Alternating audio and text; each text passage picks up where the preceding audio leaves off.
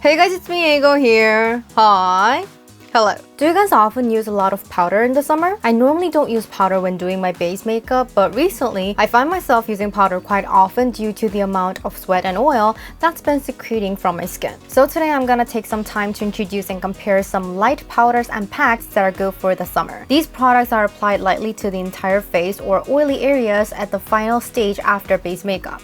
In summer, since a lot of oil comes out, many people use it a lot to control oil. First of all, let me tell you the difference between powder and packs. To simply put in, powder is a product that contains powder like this, which is also known as loose powder, and you can think of packs as the pressed type of such powder. Pact. For the pack products, I brought products from Peripera&AboutTone. First, Peripera's Oil Capture Setting Pact. This is said to be a vegan formulated product and a transparent powder that can be used on all skin tones. The puff comes in a shape of a very cute heart. The white part is designed to be applied to the entire face, and the pointed part is to be applied to the T-zone or narrow areas. It looks white on the outside but has transparent coloration as a powder that can be used on all skin tones. AboutTone's Blur Powder Pact. This product consists of 3 colors, but I chose number 2, light color. I've actually been quite fond of this product since I started using it and have been using it quite often recently. It's become more well known thanks to the beauty YouTuber Leo J introducing it. The puff has a round shape and feels fluffier and softer than Peripera's puff. Maybe because it's soft, it felt more convenient to use. The Pact has the color of the skin tone. The color I chose is a bright vanilla tone shade recommended for number 21. The texture of the Pact has a slightly thicker feel, but it also has a slightly colder finish.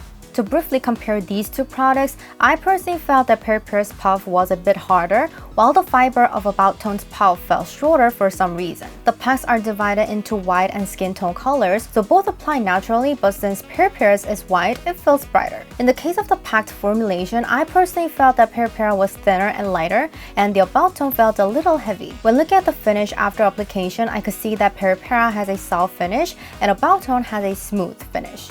Even though it's the same packed product, the color, formulation, and finish are different, so the one you want to choose will depend on what kind of skin expression you want to create. Personally, if you want to express a completely soft matte skin, I recommend Peripera's, and for those who think a slightly smooth matte finish would be better than one that's too soft, I recommend AboutTone's Pact. In fact, you can apply these type of pact using the Pact puff, but if you feel that it's too dry, you may want to use a separate powder brush. Next are the loose powder type products. First, let me show you Too Cool for School's Art Class by Rodin Finish Setting Powder. This product is said to have changed from the existing mesh net to a new perforator type. Personally, I found the mesh net to be more convenient to use, but considering that the amount of perforation can be adjusted, I think it's okay. The puff feels a bit thicker than the previous puff, but I wonder if it's because mine from the existing one has become flatter due to how well I've been using it.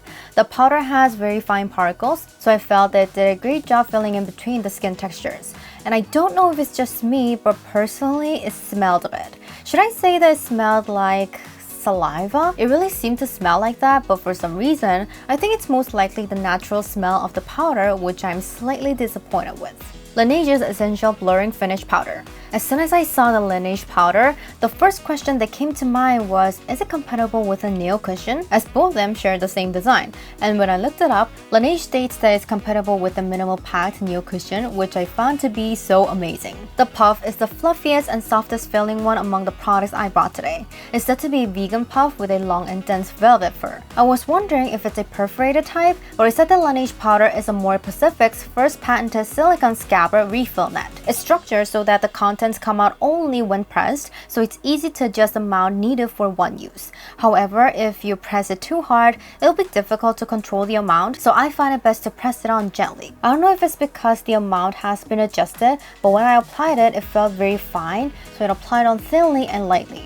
Personally, I thought it had finer feel than Too Cool for School. Codeglokolor's Oil Curl Powder. I used this product a lot when I was in high school, and it's a perforated type product. The puff is so thick that it felt chubby. The powder felt fine, but it was so fine that I could hardly feel the powder. When I applied it, it spreads evenly and seemed to fill in the gaps between the skin textures. The powder is transparent and has a matte finish, so when I was in high school, my friends often used it on the greasy top of their head.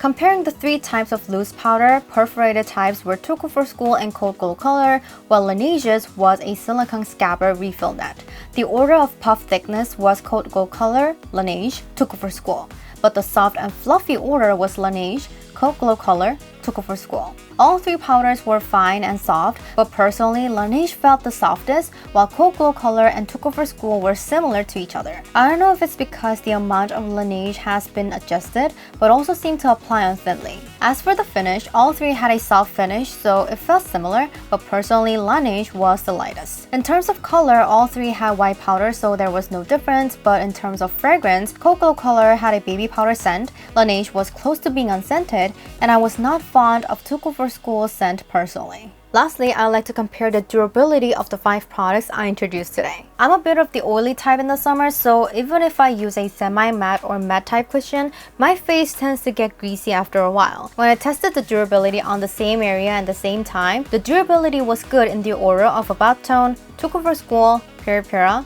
Laneige, Codeglokolor. Honestly, except for the Codeglokolor product, the smooth finish was maintained for a long time. Codeglokolor felt a bit oily, and I also tested to see if they were waterproof. Personally, they seem to be waterproof to some extent because there were no transfer, but it seems ambiguous to say that they are absolutely waterproof because water droplets did not form. I just thought they seemed to be waterproof to a certain degree. Like this, I introduced and compared lightweight packs and powders that are good for summer. Which type do you prefer, packed or powder? Let me know in the comments. So my video is still here. Thank you for watching my video today. Don't forget to subscribe, press the like buttons, and please leave some comments for me. I'll see you guys next time. Bye-bye.